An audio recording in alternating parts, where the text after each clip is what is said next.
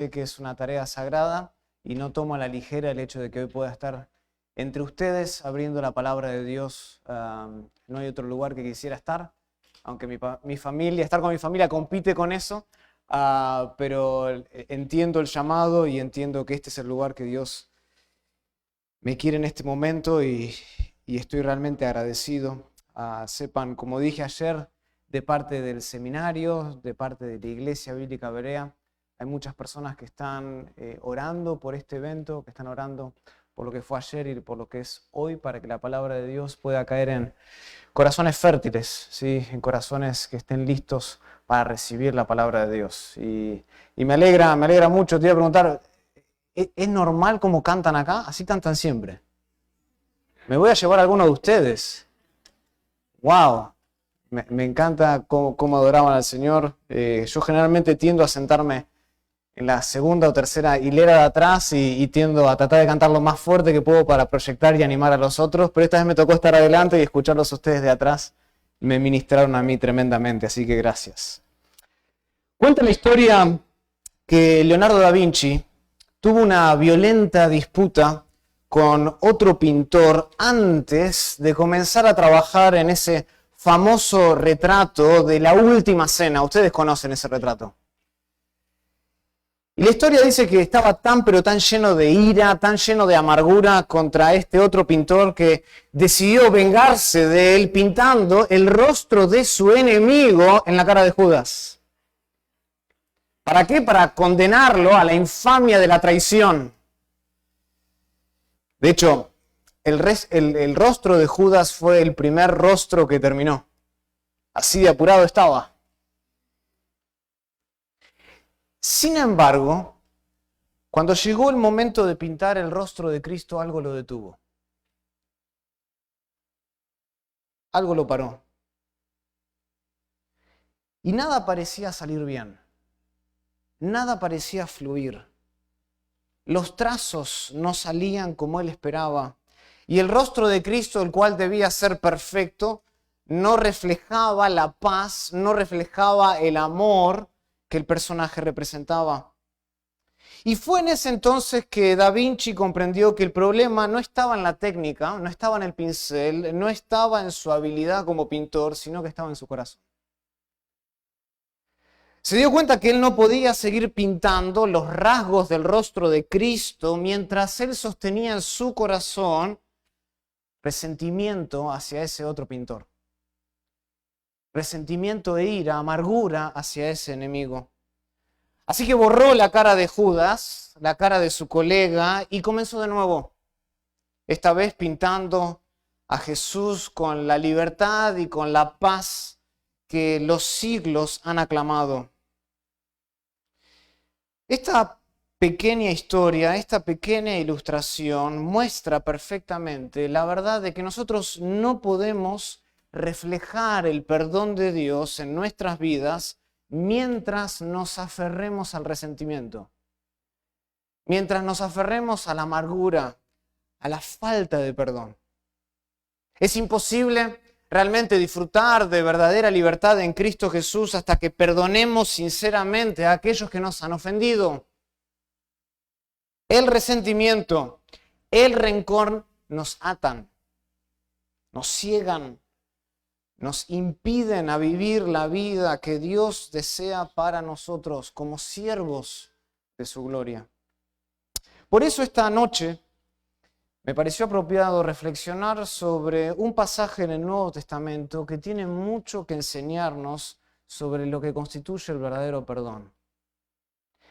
Este pasaje contiene una parábola, una especie de metáfora ampliada que tiene una lección distintivamente espiritual, una enseñanza clara, profunda, sobre cómo el perdón transforma nuestras vidas. Y aunque en este caso esta parábola tiene un carácter mucho más elaborado cuando la comparamos con otras parábolas, su enseñanza es categórica. Y esto es lo que esta parábola nos enseña, que no hay libertad sin perdón. No hay libertad sin perdón. Entonces los invito esta noche a que abran sus Biblias al capítulo 18 de Mateo. Mateo capítulo 18. Más concretamente vamos a estar estudiando los versículos del 23 al 35 de Mateo 18. Esta es la parábola que se conoce comúnmente como la parábola de los dos deudores. Una parábola que está compuesta de 3 escenas muy marcadas en la narrativa, y cada una de estas escenas contiene una razón por la cual nosotros como cristianos debemos perdonar. Si realmente somos llamados a ser siervos de Cristo, estas son 3 razones que no podemos ignorar. Y al igual que ayer, estas 3 razones también comienzan con C. Así que los invito a que abran sus Biblias, Mateo 18, vamos a leer todo el pasaje. Versículo 23 de Mateo 18 dice así: Por lo cual el reino de los cielos es semejante a un rey que quiso hacer cuentas con sus siervos.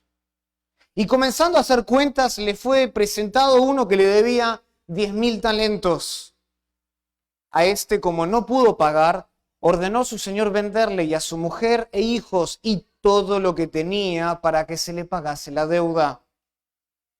Entonces aquel siervo postrado le suplicaba diciendo: Señor, ten piedad conmigo y yo te lo pagaré todo. Ten paciencia conmigo. Y el señor de aquel siervo, movido a misericordia, entonces le soltó y le perdonó la deuda. Pero saliendo aquel siervo, ese siervo que había sido perdonado, halló a uno de sus consiervos que le debía 100 denarios, y haciendo de él le ahogaba diciendo: Págame lo que me debes. Entonces su consiervo, postrándose a sus pies, le rogaba diciendo: Ten paciencia conmigo y yo te lo pagaré todo. Mas él no quiso, sino que fue y le echó en la cárcel hasta que pagase la deuda. Viendo entonces sus consiervos lo que pasaba, se entristecieron mucho y fueron y refirieron a su señor todo lo que había pasado. Este señor es el rey que aparecía en el versículo 3.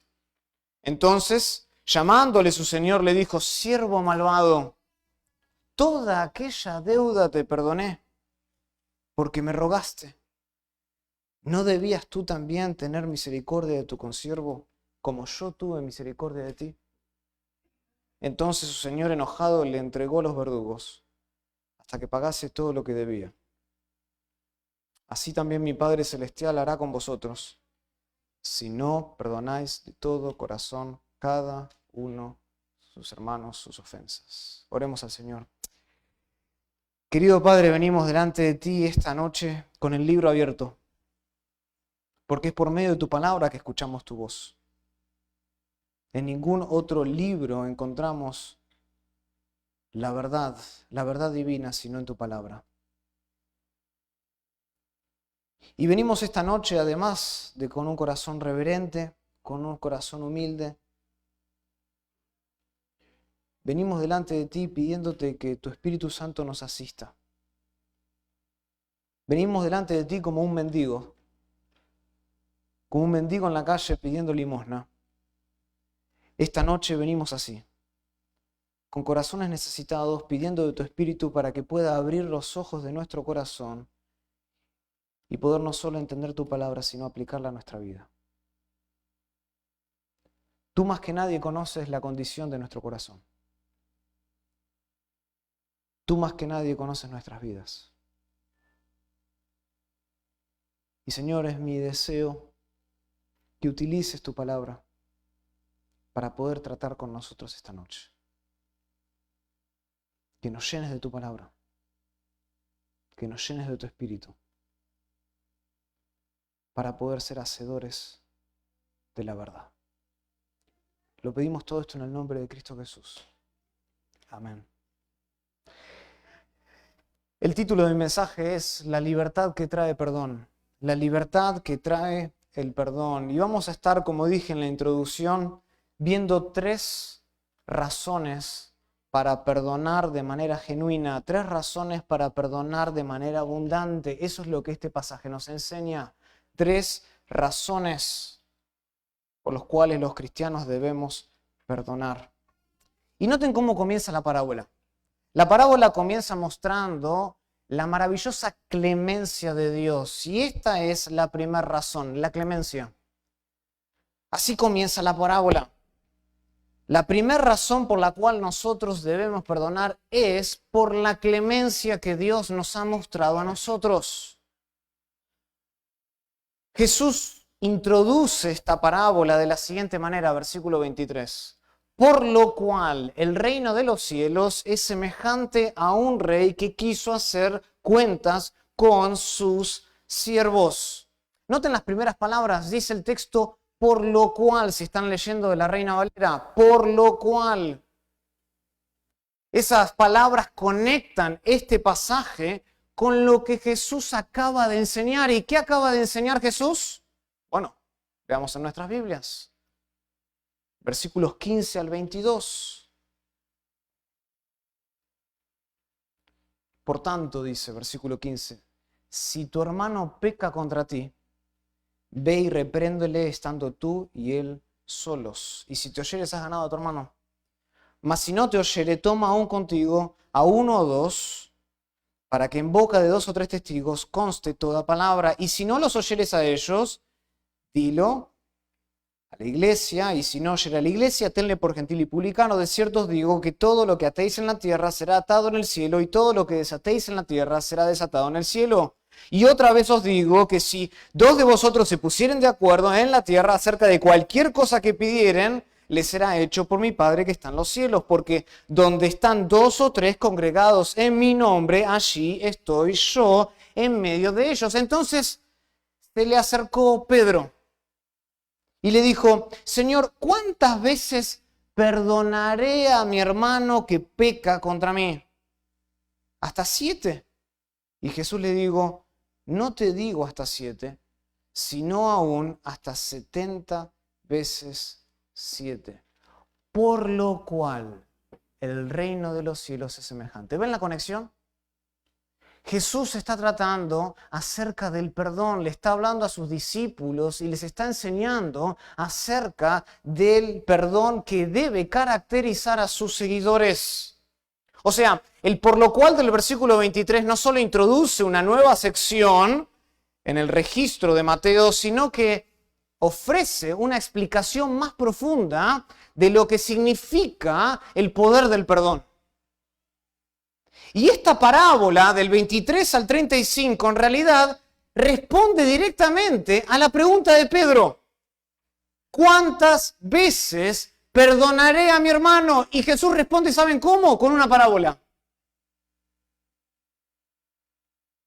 O sea, es claro que la parábola trata sobre el perdón y especialmente esta parábola trata sobre el perdón entre creyentes. ¿Cómo sabemos eso? Porque Jesús mismo lo dijo. ¿Dónde? En Mateo 18, versículo 15. Si tu hermano peca contra ti, versículo 17. Si no los oyere a ellos, dilo a la iglesia. Versículo 21. Entonces se le acercó Pedro y le dijo, Señor, ¿cuántas veces perdonaré a mi hermano? Está tratando específicamente sobre el perdón que debe darse dentro de la iglesia, entre hermanos. Y para ilustrar esta enseñanza, Jesús introduce una historia, un relato, presenta un rey que a la hora de hacer cuenta con sus siervos se encuentra con que uno le debía 10.000 talentos, versículo 24. Le debía 10.000 talentos. Y a juzgar por el tamaño de la deuda, podemos nosotros inferir que este siervo ocupaba una posición importante en el reino de este rey. Tal vez podría haber sido el encargado de la recolección de impuestos, manejando grandes sumas de dinero para el rey. Lo cierto es que el texto no nos dice qué es lo que hacía. Lo que el texto quiere decirnos a nosotros es que este siervo le debía a este rey una cantidad astronómica de dinero. Una cantidad desmesurada, una cifra que hoy en día oscilaría entre varios millones y $1 billón. Esa es la idea. Déjenme ponerlo en perspectiva.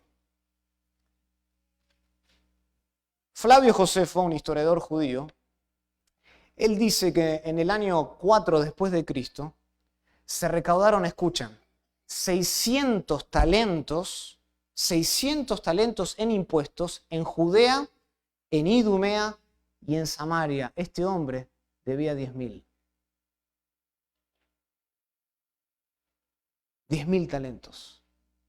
Y aunque el texto no nos dice tampoco cómo es que se originó esa deuda, cómo es que este siervo logró acumular semejante deuda delante del rey, es razonable suponer que su comportamiento estuvo marcado por actos de corrupción, de soborno, de robo, de deslealtad, de ingratitud al rey, hasta el punto de querer robarle. O sea, lo que tenemos aquí en el versículo 23 y 24 es la imagen de un hombre deshonesto. Un hombre que merecía recibir el castigo del rey de manera inmediata. Y en cierto sentido, ¿saben qué? Esto es también la imagen nuestra delante de Dios. Es la misma imagen. Así como este siervo, nosotros hemos malgastado los recursos que Dios nos ha dado usándolos para alimentar nuestra propia naturaleza pecaminosa.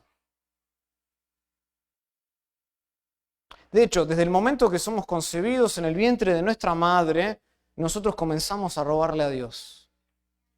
Desde ese momento. Comenzamos a robarle a Dios, vivimos a espaldas de Dios, buscando solo satisfacer nuestros propios deseos, guiados por razonamientos vanos y un corazón que está neciamente entenebrecido, como dice Romanos 1:21. Por lo que nuestra deuda, al igual que la de este siervo, es enorme. Es astronómica. De hecho, aunque viviéramos por toda la eternidad, no tendríamos forma de saldar esa deuda. No tendríamos forma de saldar esa deuda porque Dios es infinitamente santo. Y nosotros infinitamente culpables. Estamos en una bancarrota total. Desde que nacemos estamos en una bancarrota espiritual. Y nosotros nos engañamos si creemos que con más tiempo o más esfuerzo nosotros podemos pagarle a Dios. El Salmo 130, versículo 3 lo expresa de manera clara. Dice, Jehová, si mirares a los pecados, ¿quién, oh Señor, podrá mantenerse? ¿Quién podrá mantenerse de pie delante de ti, oh Jehová? La respuesta es nadie. Nadie puede mantenerse delante de ti. Ante un Dios infinitamente santo, nuestra perdición delante de Dios es total, nuestra perdición delante de Dios es completa.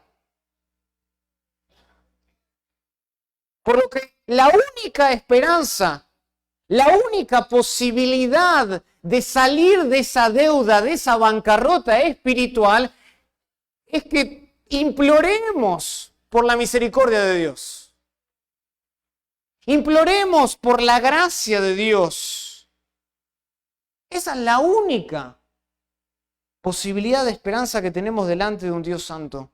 Y por eso a mí me sorprende cuando leo el relato de la parábola que el siervo pida algo diferente. Noten lo que hace este siervo en su desesperación. A este, versículo 25, como no pudo pagar, ordenó a su señor venderle y a su mujer y a sus hijos y todo lo que tenía para que se le pagase la deuda. Entonces aquel siervo postrado le suplicaba diciendo, Señor, ten paciencia conmigo y yo te lo pagaré todo. ¿Ven lo que pide el siervo? Más tiempo. Ten paciencia conmigo. Esta petición es completamente absurda. El siervo nunca podría reunir una cantidad tan grande de dinero. Nunca podría hacerlo. Si no tenía forma de pagar esto antes, ¿cómo podía imaginar que ahora, con más tiempo, podría saldar toda la cuenta? Entonces, al parecer es que el siervo aún creía que él podía hacer algo por sí mismo. Que aún podría contribuir a pagar lo que le debía a este rey. Pero noten cómo responde el rey, a pesar de la presumida actitud de este siervo. El rey responde de una manera realmente asombrosa. Versículo 27. El señor de aquel siervo, movido a misericordia, le soltó y le perdonó la deuda. Movido a misericordia. Esta es una manifestación extraordinaria de clemencia, de bondad. Porque el rey no toma en cuenta las incongruencias del siervo. No toma en cuenta esta petición patética que este siervo le estaba pidiendo. No toma en cuenta las promesas vacías, dame más tiempo y te lo pagaré todo. Sino que, ¿qué hace? Movido a misericordia, lo suelta, lo perdona y lo suelta. Es decir, su corazón se mueve al ver la condición de este siervo, la miseria de este siervo, la desesperación de su situación. Y esa expresión que aparece ahí, movido a misericordia en el versículo 27, literalmente significa sentir compasión, significa tener lástima. El rey tuvo lástima de este hombre. Es el mismo verbo usado, ¿se acuerdan? En Mateo capítulo 9. Mateo capítulo 9, versículo 36. Cuando dice que Jesús, al ver las multitudes, tuvo compasión de ellas. Mismo verbo, porque estaban desamparadas y dispersas como ovejas que no tienen pastor. De hecho, si ustedes utilizan y tratan de buscar este verbo en todo el relato de Mateo, siempre es una referencia, se usa en referencia a Jesús en todo el libro de Mateos. En Mateo capítulo 9, versículo 36, en Mateo 14, versículo 14, 15, 32, 20, 34, siempre se utiliza en referencia a Jesús. Entonces, no me sorprende que el rey de esta parábola también sea ¿quién? El Señor Jesucristo. Tuvo compasión.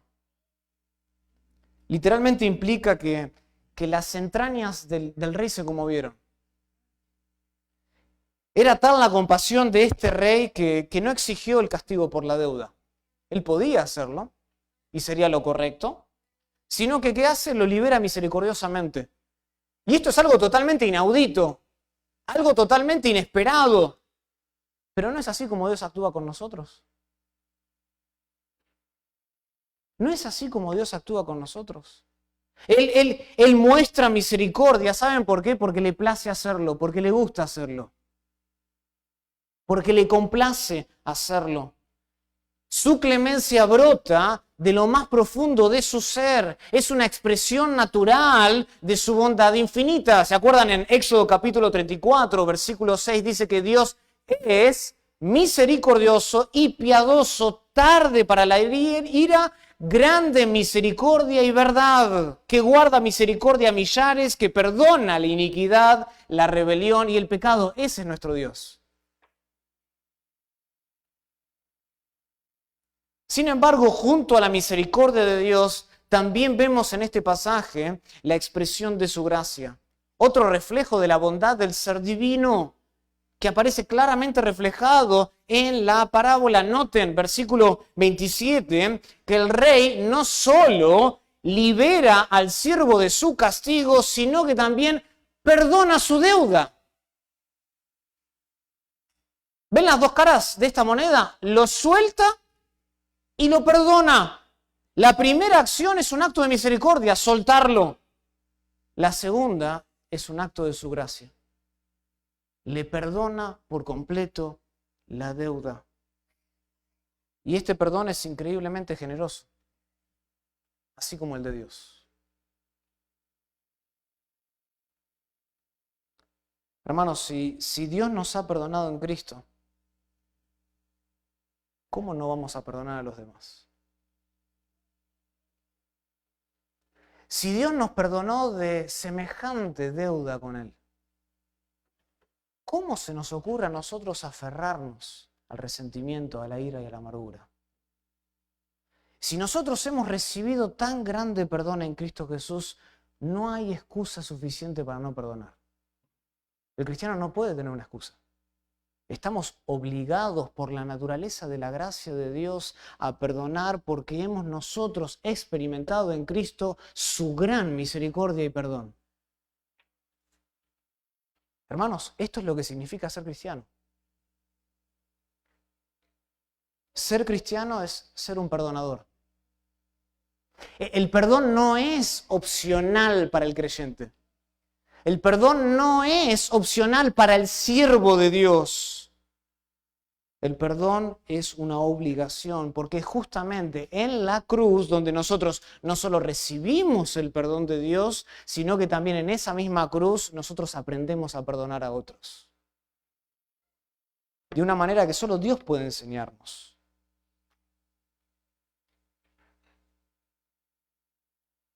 Por tanto, te pregunto esta noche, ¿hay excusa en tu corazón para perdonar a alguien? ¿Hay algo a lo cual tú te estás aferrando que no te deja extenderle gracia y misericordia a otra persona, especialmente a alguien de la iglesia? Si esto es así contigo, corre a la cruz. A esa misma cruz en la cual tú has sido transformado por la gracia de Cristo, y ahí no solo serás recordado de ese encuentro con Jesús, sino que aprenderás el perdón que debes, por el mero hecho de ser creyente, extender a otros. Ahora, después de mostrar la clemencia de Dios, noten que Jesús en esta misma parábola nos presenta otra razón por la cual nosotros debemos perdonar. Nosotros no solo perdonamos porque Dios nos ha mostrado clemencia en Cristo Jesús, sino que nosotros tenemos que perdonar porque aquel que no perdona exhibe gran crueldad. Esa es la segunda razón, la crueldad. Cuando nos negamos a perdonar a otros, exhibimos tener gran crueldad en nuestro corazón. Noten lo que dice la parábola, versículo 28. Pero, saliendo aquel siervo, dice que halló a uno de sus consiervos que le debía 100 denarios, y haciendo de él le ahogaba diciendo, págame lo que me debes. Noten aquí, el relato toma un giro inesperado, porque parecía que la historia había llegado a un final feliz. Un hombre tenía una deuda extraordinaria, el rey lo perdona, se va y chau pichu, como decimos en Argentina. Fin de la historia. Pero no. Todo lo que ha sido narrado desde el versículo 23 hasta el versículo 27 es solamente una introducción. Es un prólogo, es la primera parte de lo que está por venir. Prepara el terreno, como el sembrador que prepara el terreno antes de cultivarlo. Esto prepara el terreno de nuestro corazón para realmente enseñarnos una gran lección. Y dice el pasaje que tan pronto como el siervo perdonado sale de la presencia del rey, se encuentra con otro siervo que le debía algo. Y en el original la idea es que este hombre estaba saliendo, podríamos imaginarnos, saliendo de las puertas del palacio del rey y ¡pum! Se topa con un consiervo. Y a mí me llama la atención que Jesús lo llama un consiervo. Un consiervo, no lo llama a cualquier persona. Y creo que esto es significativo, ¿saben por qué? Porque Jesús nuevamente está enseñando sobre el perdón dentro de ¿dónde? Dentro de la iglesia. Ese es el contexto. Y dado que todos los cristianos hemos sido perdonados por Dios, nosotros, más que cualquier otra persona, deberíamos ejercer el perdón libremente y de manera continua todos los días. Por supuesto, esto no significa que debamos perdonar solamente a nuestros hermanos en Cristo y no a los demás. Pero lo que sí implica es que el perdón debe ser la base, debe ser el fundamento de toda relación cristiana en la iglesia. El perdón. Ahora, volviendo a la parábola. Vemos aquí que este consiervo, un nuevo personaje en la historia, tenía una deuda pendiente con el siervo perdonado. Y dice el versículo 28 que le debía exactamente ¿cuánto? 100 denarios. 100 denarios era una cantidad que representaba aproximadamente un salario de 100 días de trabajo de un trabajador común en la época del Nuevo Testamento. 100 días. Ahora reflexionen conmigo sobre esto por un momento. ¿Qué harías? ¿Qué harías si hoy tú tuvieras que pagar una deuda que supera lo que tú ganas en 3 meses?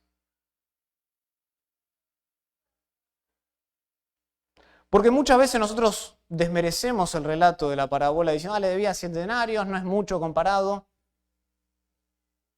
Es el salario de 3 meses.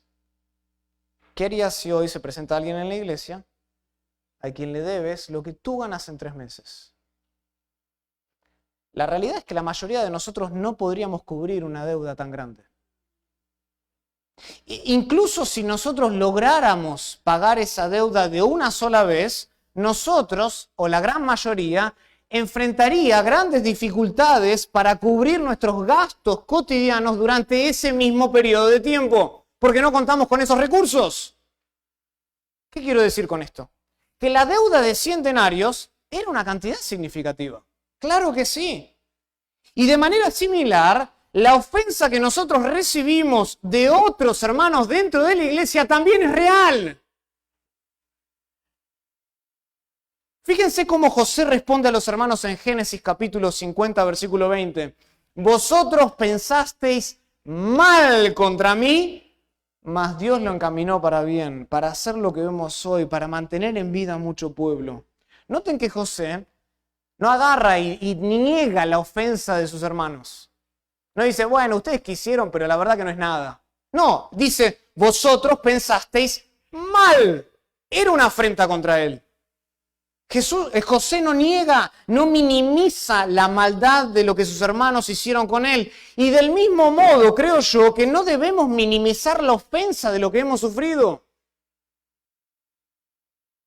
Si realmente nosotros queremos perdonar, nosotros debemos reconocer la magnitud de la ofensa. Perdonar no es decirle a la otra persona, no pasó nada, ni sentí lo que me quisiste hacer. Eso no es perdonar. Perdonar no es minimizar, no podemos confundir las dos. El gran escritor Chesterton, uno de los grandes pensadores de la literatura inglesa, dijo lo siguiente: perdonar significa perdonar lo imperdonable, o de otro modo no es virtud. Es perdonar lo imperdonable, eso es perdón.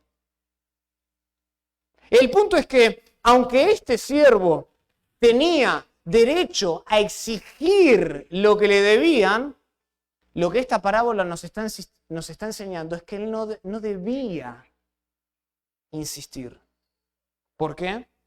Porque él acababa de haber sido perdonado una deuda desmesurada, gigante, infinita.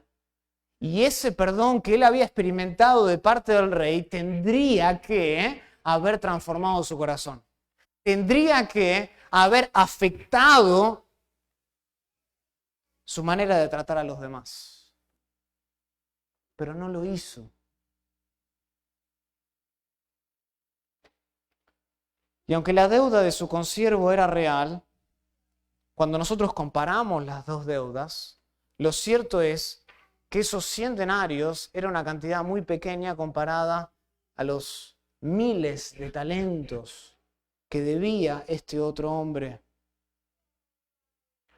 Los 100 denarios representaban solo una fracción, una parte ínfima de esa suma perdonada por el rey. Esta cantidad de dinero era algo que incluso un agricultor pobre en aquella época podría haber reunido a lo largo del tiempo. ¿Pero qué nos dice el texto? El texto en el versículo 28 dice que haciendo de él, es decir, tomando a este consiervo, el siervo le ahogaba. Ahogaba a su consiervo. Y el tiempo de este verbo en el original sugiere una acción que es progresiva. Es decir, esto significa que el siervo perdonado, mientras estrangulaba literalmente a su consiervo por el cuello, le exigía: págame todo lo que me debes. ¡Qué imagen más cruel! ¡Qué imagen más aterradora! Tomando a este consiervo por el cuello y exigiéndole que le pague hasta el último centavo. ¿Y saben qué era lo más triste de todo? Es que la ley romana amparaba ese trato. No había ningún policía que lo iba a parar y le iba a decir: ¿qué estás haciendo? La ley romana amparaba que si había una deuda tú podías estrangular a la persona.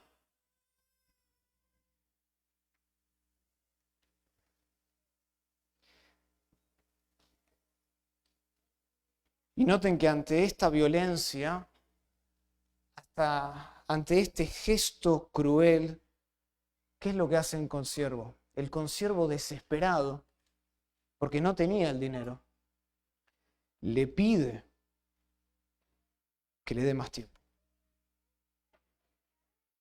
Tal como él le había pedido al rey hace unos instantes atrás. Noten. Versículo 29. Ten paciencia conmigo y yo te lo pagaré todo. Noten versículo 26. Señor, ten paciencia conmigo y yo te lo pagaré todo. La súplica del consiervo tendría que haber conmovido el corazón de ese siervo perdonado. Tendría que haber despertado en él misericordia, gracia, así como el rey se la mostró. Es la misma petición, prácticamente idéntica a la cual él le había pedido al rey, pero en lugar de mostrar compasión, en lugar de mostrar misericordia, en lugar de mostrar gracia, el siervo perdonado actúa con una crueldad inaudita que no esperamos en el pasaje. ¿Y qué es lo que hace? Versículo 30. Pero él no quiso. No quiso darle más tiempo, sino fue y echó a su consiervo, ¿dónde? En la cárcel, hasta que pagase toda la deuda. No quiso.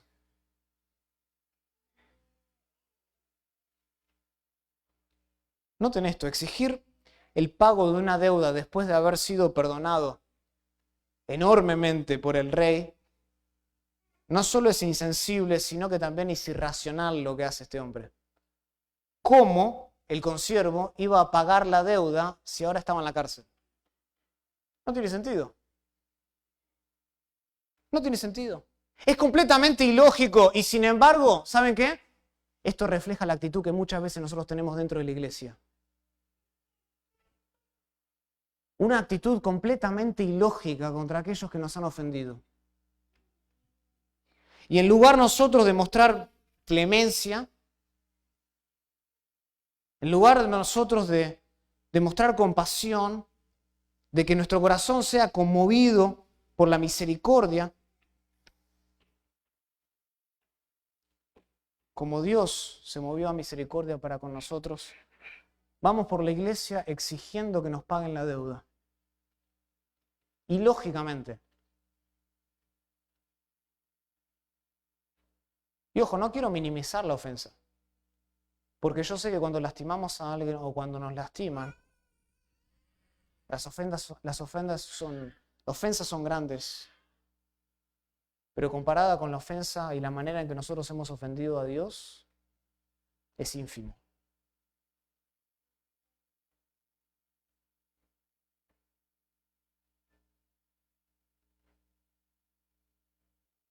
Se cuenta que un viajero que cruzaba un río en Myanmar encontró su cuerpo cubierto en sanguijuelas. ¿Y cuál fue su primer impulso? Querer arrancárselas. Pero pasando un nativo le advirtió y le dijo que no lo hiciera porque al quitar las sanguijuelas, al querer arrancarlas, algunas quedarían enterradas dentro de la piel y causarían una infección mucho más grave si lo hiciera así. En lugar de eso, el nativo que conocía esto le preparó un baño caliente con algunas hierbas del lugar que hicieron que las sanguijuelas se desprendieran por sí solas. Y de manera similar, hermanos, las ofensas no perdonadas son como esas sanguijuelas que drenan nuestra vida espiritual, que nos van drenando día tras día, semana tras semana, mes tras mes. Y muchas veces, ¿saben lo que intentamos hacer? Tratamos de desprendernos de esas ofensas con nuestras propias fuerzas sin darnos cuenta que esto solo nos envenena más y más. Y pasa el tiempo y tratamos y se ha causado una infección tan grande en nuestro corazón que ya olvidamos por qué estamos enojados con esa persona, pero la ofensa sigue todavía en nuestro corazón.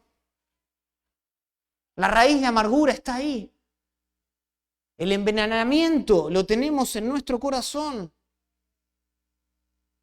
Hermanos, si realmente nosotros queremos perdonar a otra persona en la iglesia, debemos sumergirnos en la clemencia de Dios.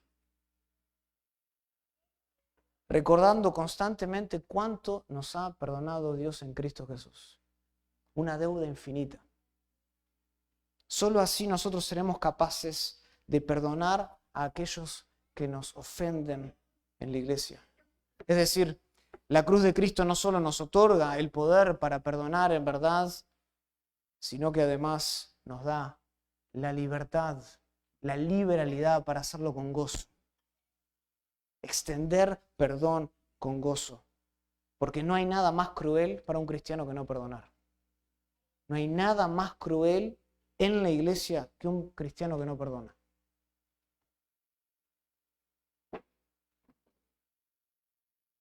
Y noten cómo termina la parábola. Al final de la parábola Jesús nos presenta una tercera razón, una última razón para perdonar. Y esta razón se centra en el castigo. Vimos la clemencia de Dios, vimos la crueldad que uno exhibe al no perdonar y ahora quiero que nos enfoquemos en último lugar en el castigo que le espera a aquel que se rehúsa a perdonar. Porque noten que la crueldad de este miserable siervo no pasa desapercibida en la historia. Alguien ve lo que sucede.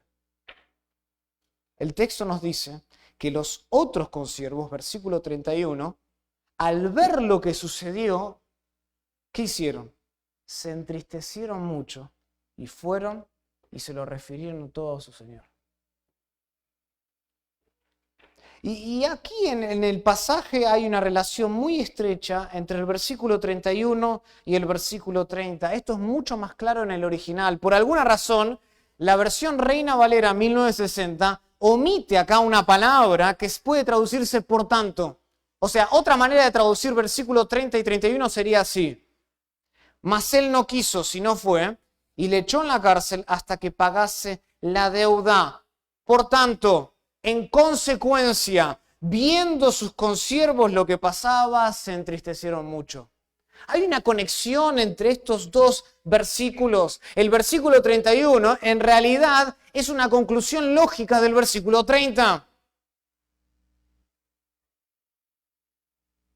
Y esto nos enseña, esta relación que hay entre estos dos versículos nos enseña que el perdón, o mejor dicho, la falta de perdón, no solo es un asunto privado entre creyentes, sino que además impacta a todo el cuerpo de Cristo. Recuerden, el contexto de la parábola está hablando de la ofensa dentro de la iglesia. Otros lo vieron. Como miembros nosotros de un solo cuerpo, nuestra vida cristiana, saben que tiene un efecto muy público. Muy público. Eso lo vemos en los versículos 15 al 17 de Mateo 18. Donde si tú te puedes ganar a tu hermano, buenísimo, pero si no, llama a 2 testigos, 3 testigos, y si no, tráelo ¿a dónde? A la iglesia. Noten que la relación que tenemos entre un cristiano y otro cristiano tiene un efecto público en la vida de la iglesia. Claro, esto no significa que cada ofensa, por pequeña que sea, deba hacerse pública a otros cristianos. O vamos al pastor porque este domingo mi hermano tomó mi asiento. O el pastor no me miró como siempre me mira, no me dio la mano y estoy enojado. Traigámoslos el asunto dentro de la iglesia. No significa eso. Pero creo yo que Jesús lo que está enseñando acá es que debemos entender lo que está en juego cuando no somos capaces de perdonar dentro de la iglesia. La falta de perdón es una causa de tristeza, es una causa de dolor para todos, principalmente por la deshonra que tal comportamiento trae al Evangelio de Cristo. Deshonra a nuestro Señor, que andemos peleados y sin perdonarnos, con resentimiento, ira, amargura en nuestro corazón. Es una afrenta a Dios y una inmensa, por la inmensa clemencia que Él nos ha mostrado. Aquel que no está dispuesto a perdonar demuestra que no ha comprendido la seriedad de su propia deuda ante Dios. Aquel que no está dispuesto a dar perdón a otra persona muestra que no ha realmente entendido la magnitud de la misericordia de Dios en Cristo Jesús, la magnitud de la gracia divina en la obra de Cristo en el Calvario.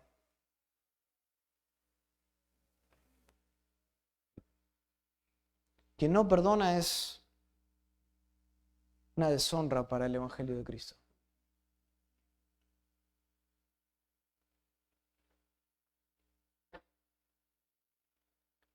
Y esto nos ayuda a entender la reacción del rey. Noten versículo 32. Entonces, llamándole a su señor, le dijo: siervo malvado, toda aquella deuda te perdoné porque me rogaste. Noten que no dice porque te lo merecías. Porque fui movido a misericordia, básicamente. ¿No debías tú también tener misericordia de tu consiervo como yo tuve misericordia de ti? Las palabras del rey, noten, son durísimas. Siervo malvado. Siervo malvado. Esa palabra malvado en aquel tiempo se refería a alguien que era moralmente despreciable. Alguien que era perverso. En términos modernos podía equivaler a lo que hoy llamamos un sinvergüenza. El rey llama a este siervo perdonado y le dice: sinvergüenza. Tanto te perdoné porque me rogaste. Y no te moviste a misericordia por 100. Por 100 denarios. Es evidente que este rey esperaba mucho más de su siervo. Esperaba otra actitud. Esperaba un camino mejor. Y otra vez, no es que el siervo haya actuado ilegalmente. Él podía pedirle a este consiervo que le dé. Tenía todo el derecho de reclamar la deuda, claro que sí. Su maldad no radicó en eso. Su maldad, ¿saben qué radicó? En no seguir el ejemplo del rey. Legalmente él podía reclamar la deuda, estaba en todo su derecho de hacerlo. Pero la maldad de este hombre radicaba en que no siguió el mismo camino, el mismo ejemplo que el rey le había mostrado a él. Debía haber tenido misericordia tal como el rey tuvo misericordia de él. ¿Y saben qué, hermanos? Esto es lo que Dios espera de todos los creyentes. No solo del pastor, no solo de los líderes, no aquellos que están en posición de liderazgo. Espera de todos los creyentes que nos perdonemos los unos a los otros en amor. Eso es lo que el rey espera. Oh, Lucas, pero tú no entiendes el asunto. Tú no entiendes la gravedad de lo que me hizo esta persona. Yo entiendo la gravedad de mi pecado ante Dios. Y es mucho más que lo que esa persona hizo a ti. Quien ha sido perdonado por Dios está bajo la obligación de perdonar. No es un asunto opcional. Versículo 33 dice: ¿no debías tú también tener misericordia de tu consiervo? Ahí la palabra debías también se puede traducir como era necesario. Era una obligación. Era tu deber. No perdonar demuestra que no tenemos la compasión que Dios tuvo en nuestro corazón. Y yo creo que una de las pruebas más claras de que nosotros hemos nacido de nuevo, que tenemos un nuevo corazón, es que al momento de perdonar, perdonamos tan profusamente como Dios nos perdonó. Yo creo que esas son unas marcas distintivas. ¿Quieres saber si has nacido de nuevo? Fíjate cómo perdonas, si es que lo haces. ¿Lo haces con liberalidad? ¿Lo haces profusamente como Dios lo ha hecho con ti en el Calvario? ¿O eres de la persona que le dice, ¿sabes qué, amor? Te perdono, pero vas a tener que lavar los platos 3 semanas más?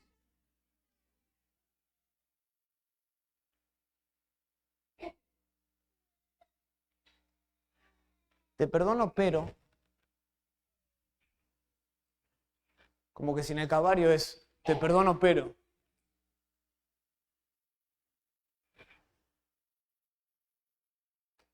No, esas son unas marcas distintivas del cristiano.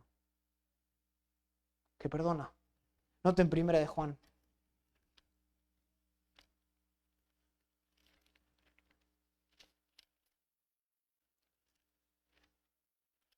Primera de Juan, capítulo 4. Versículo 19. Nosotros le amamos a Él porque Él nos amó primero. Si alguno dice yo amo a Dios y aborrece a su hermano, es mentiroso. Pues el que no ama a su hermano, a quien ha visto, ¿cómo puede amar a Dios a quien no ha visto? Y nosotros tenemos este mandamiento de Él. El que ama a Dios, ame también a su hermano. ¿Y cómo nos amó Dios? Hasta el punto de perdonarnos. Esa es la evidencia. Esa es una de las marcas. Pero este hombre no quiso perdonar. Fue cruel en su trato con su hermano. Y como resultado, el rey castiga. Y noten el castigo. Versículo 34.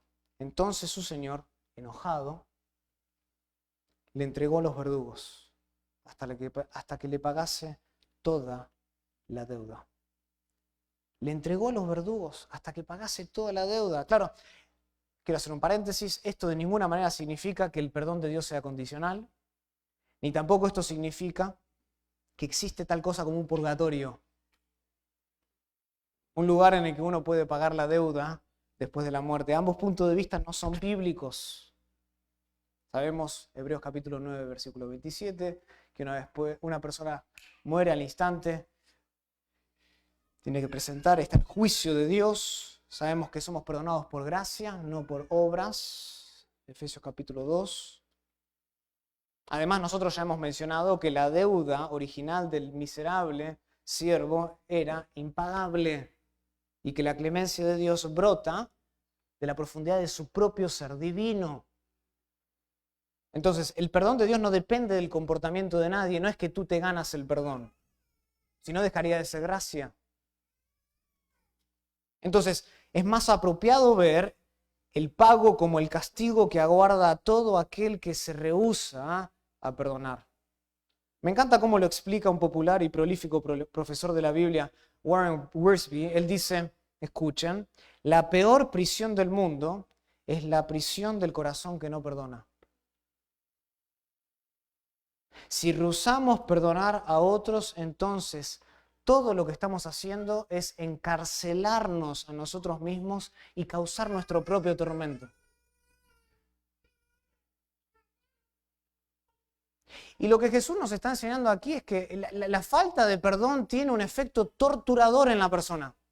Cuando tú no perdonas, cuando tú te rehusas a extender gracia y misericordia a otros, te torturas a ti mismo. De hecho, esto es lo que la palabra verdugo significa en el original. Se refiere literalmente a los torturadores de las prisiones romanas. ¿Y no creen ustedes, creo que por experiencia estaríamos todos de acuerdo, que algunas de las personas más infelices que existen en la faz de la tierra son aquellos que se rehúsan a perdonar? Que van por la vida cargando con ese resentimiento, esa ira, 10, 15, 20 años atrás. Infelices. Y en la iglesia sucede lo mismo.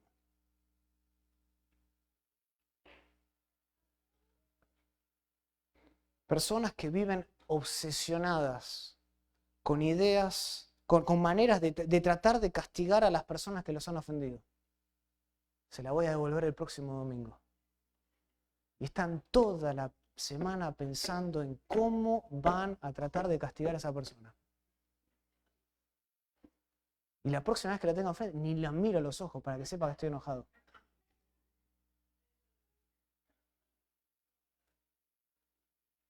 Pero lo único que logra esa persona es dañarse a sí mismo. Cultiva el enojo, la amargura.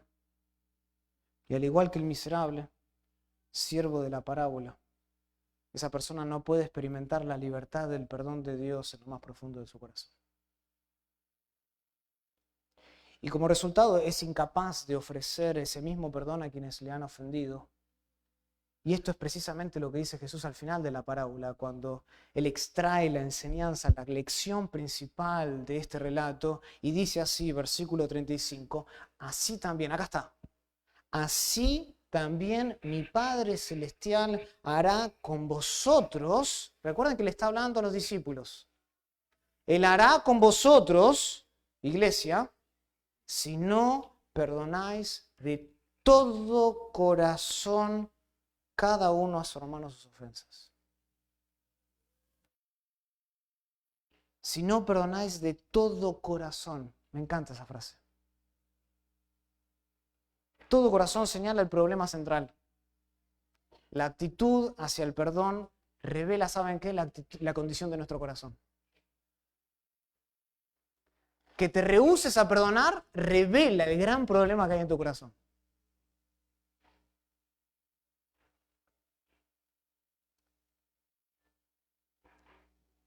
Y la falta de perdón puede demostrar dos cosas. Por un lado puede ser una señal de que no eres realmente convertido.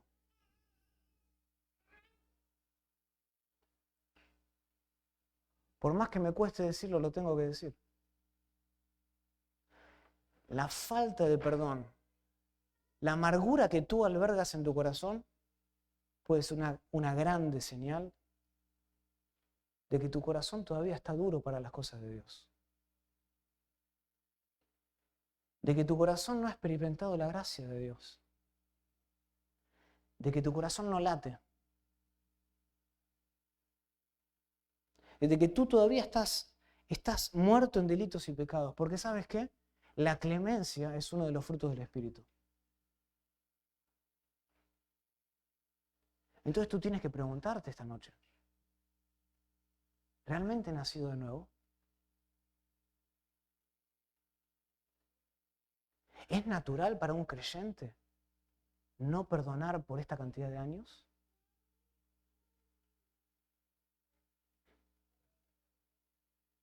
Quien no perdona sigue muerto espiritualmente hablando. Ahora, la falta de perdón también puede ser una muestra de un corazón regenerado que simplemente se ha alejado del corazón de Dios. Esa es la otra cosa que puede revelar. Un corazón que todavía está muerto o un corazón que ha sido realmente regenerado, pero que se ha alejado de las cosas de Dios, que se ha enfriado de las cosas de Dios. Como señala el pastor y maestro John MacArthur, él dice, el perdón es el acto más parecido a Dios que puede hacer una persona. No hay nada más parecido a Dios que perdonar a alguien. Y nunca te pareces más a Dios que cuando perdonas. Nunca te pareces más a Dios que cuando perdonas. Entonces, sea cual sea la razón de la falta de perdón en tu corazón, el punto es claro en la parábola. Nosotros no somos verdaderamente libres hasta que perdonamos. Hasta que perdonamos. El perdón entonces no solo es un acto de obediencia, sino que además es una llave que nos libera de la prisión que nosotros mismos construimos al aferrarnos al resentimiento, a la amargura, a la ira. Esta parábola nos enseña que el perdón es un reflejo de la gran clemencia de Dios. Sin embargo, esta parábola también nos enseña que si nosotros no perdonamos a los demás, como hizo el siervo malvado que no quiso liberar a su consiervo, nosotros nos estamos condenando a una crueldad innecesaria y a una vida de tormento. Entonces reflexionemos hoy. Pregúntate hoy, ¿estamos dispuestos a liberar nuestro corazón del peso del odio, de la amargura, del rencor, como Da Vinci lo hizo para pintar el rostro de Cristo? ¿O todavía tú estás pintando el rostro de tu enemigo en la cara de Judas?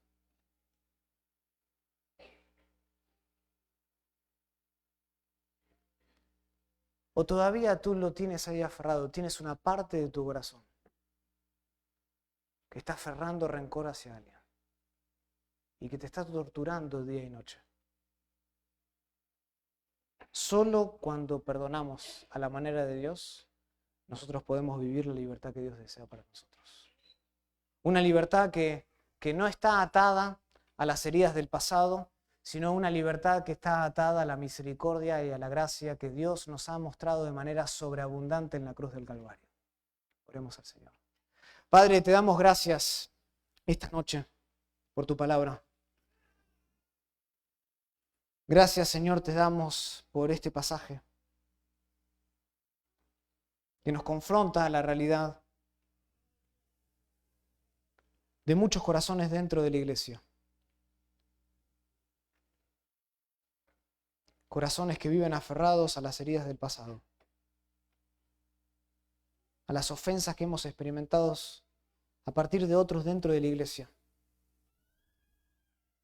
Gente que nos ha clavado el puñal por la espalda.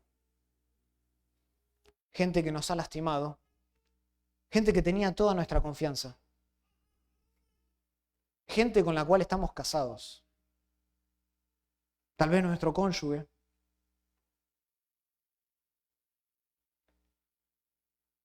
Que nos ha lastimado de una manera que nunca hubiésemos pensado.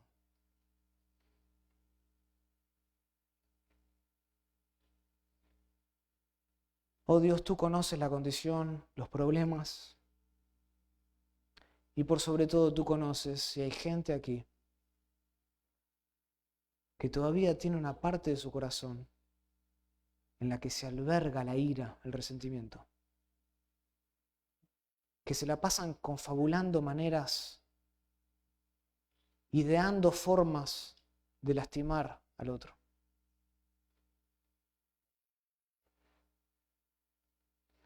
Oh Dios, libéralos. Libéralos de esa prisión, del tormento. A ese hombre y esa mujer que está encarcelado en ese resentimiento obsesivo. Oh Dios, ayúdales a volver a la cruz. Y a ver que en la cruz hay verdadera libertad. Hay libertad para el sediento. Hay libertad para el hambriento.